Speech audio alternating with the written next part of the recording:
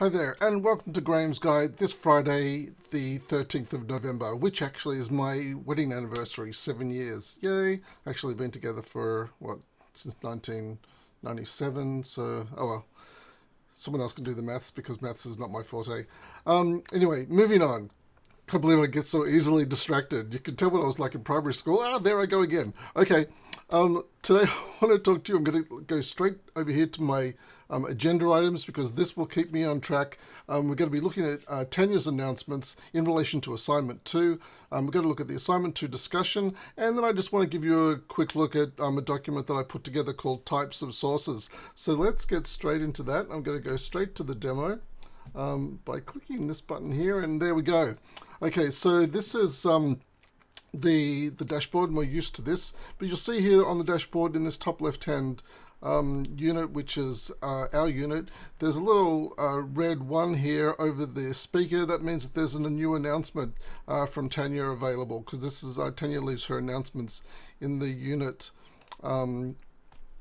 announcement. So if we click here on unit announcement, actually we can go directly by clicking on the speaker. So if I just click on the speaker here, that will take me straight to Tanya's announcements.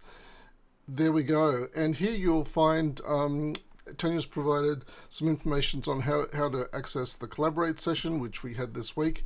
But if we go back again, this announcement here, looking for information to get started with Assignment 2, the following may be of assistance, and I can guarantee you it will be of assistance. Tanya's provided some videos here that are well worth watching that will introduce you to the requirements for Assignment 2. Make sure you view these videos prior to coming to the Assignment 2 Collaborate session next Thursday, because then you can come with a more informed idea of what Assignment 2 is all about. In addition, I want to take you now to, let me go to my shortcut to, I'll go to Group 11.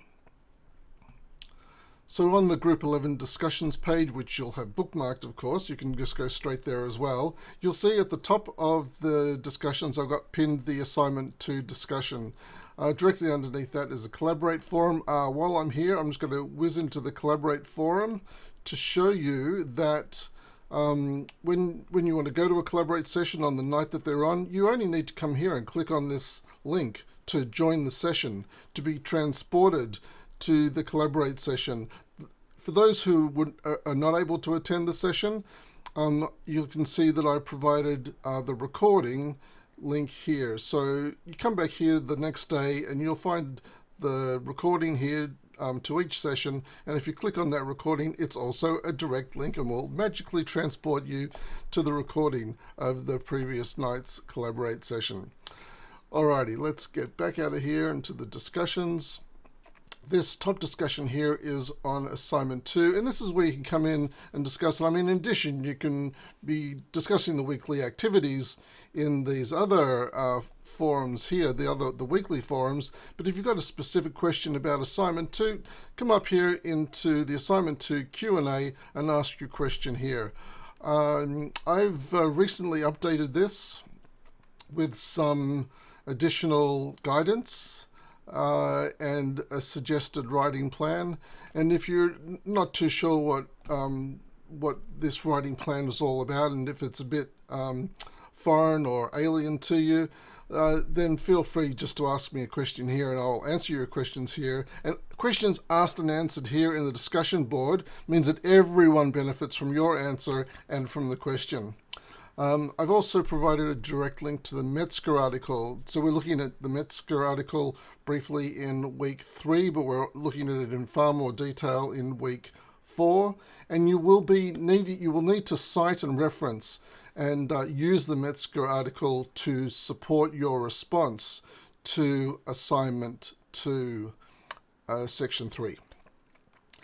Alrighty. I've also showed you how you can find the assignment in the library here in the Swinburne Library as well. Okay, so the last thing here is I've also provided a link to this document called Types of Sources. Let me go straight, let me go straight to this document because I've already got it open in a PDF. This is the document here. Let me just go down to 100% so you can see what it looks like. This is the document here. Very hard to read because it's too small. I'm going to take that the zoom back up to 250%, and now we can, hopefully you can see it. Now across the top, this is called types of sources, and the types of sources I'm talking about are the types of sources that you will use to support your academic writing. There's a little bit of a gradient here from the best sources here on the left to sources that are not the best, or that are less academic resources as we move across here to the right. On the extreme right, I have the internet. That's not because it's the least credible or least academic source. It's because in the internet you can have the worst and the very best. So of course many academic journals are available online, but of course there's a great deal of fake news and fake information, as some Americans like to call it, online as well. Not just Americans, I suppose. Everyone uses the term fake news these days. Anyway, if we go across here to the left, you'll see that what I've characterized here, academic and non-fiction books, as one of the most reliable and credible sources to use to support your discussions. And I've put a couple of examples here. The examples actually come from our own learning materials. So this book here, called Online Communication and Collaboration, written by Donlan, Keir and Rummage. This is a highly credible and very useful academic book. Down here I tell you the values and uses of these different sources.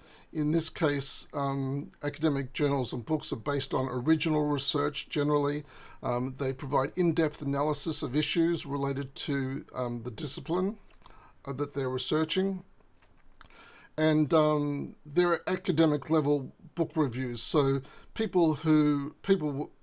academics will read these books, and then they will do a book review about the book. And that speaks to the quality of the book. If you can go in and read book reviews about academic books, and read for yourself what other academics think of them. In addition, we use this term peer-reviewed, and that means that people who have written academic books and journals, their work is reviewed by one of their peers, another expert in their field. So it's not written by any academic; it's written by an expert in the same field of the author. And when these are sent to a publisher, the publisher sends the author's books out to experts, to two or three experts. Two or three experts provide their review back to the publisher, and then the publisher can then decide on whether they want to publish the author's work or not. That's what peer-reviewed means. Down the next description of let's look at these two together, academic and scholarly research articles, these first two columns, because they're very similar. The language is academic. It can be very technical, and it uses language of the discipline. So if the discipline is psychology, it will use language and jargon that's used in psychology. If it's in art history or cinema studies, it will use language and jargon and technical words related to art history or cinema studies. The authors are generally researchers, academics, professors, other scholars. The sources that are used to support the writing, so people who are writing academic books and journals, they use other academic journals and books to support their writing, and evidence of that is provided usually in the form of footnotes and bibliographies. They might also provide appendices of extensive documentation so that you can see evidence of where the work has come from. I'm just going to keep moving down this list that describes the source.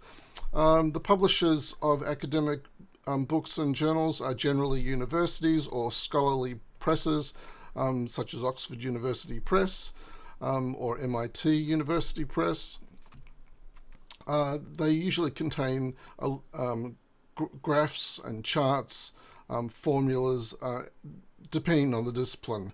And you won't find, it's highly unusual to find any glossy ads here in an academic book.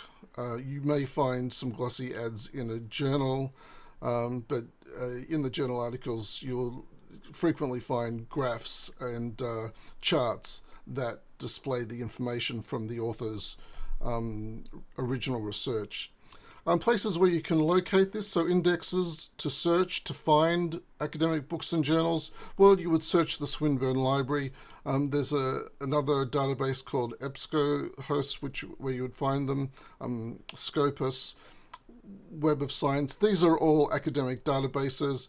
Google Scholar is not necessarily an academic database. Well, it is really. Google Scholar is an academic database.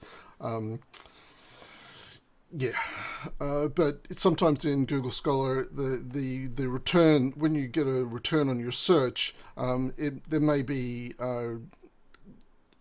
sources there that are not academic, but generally, Google Scholar is a safe place to search. At the very bottom of this document, you'll find here that I've put a list of online academic databases where you can search to find academic books and journals. And these are the sources, the types of sources that we want you using to support your academic writing. There's no need to conduct any wider research outside our unit, though, because within our unit we provide plenty of essential reading and literature, more than enough to support your writing on the questions that we're going to ask you. So any of your assessments will be able to be supported by the literature already provided to you in our unit. If you wanted to do any wider research, which is fun to do, I love doing research, I don't provide more than 20% wider research. So, for example, if you're providing 5 references for an assessment, make sure 4 of those references are from this unit's learning materials, and there might be 1 reference from wider research. If for the essay assignment 4, if you're providing say 10 references, make sure 8 of those references are from our learning materials, and 2 might be from wider research.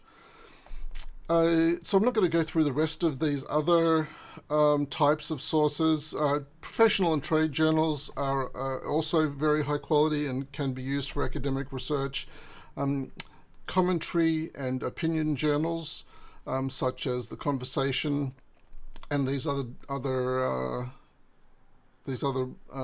items here, they can be used in academic writing.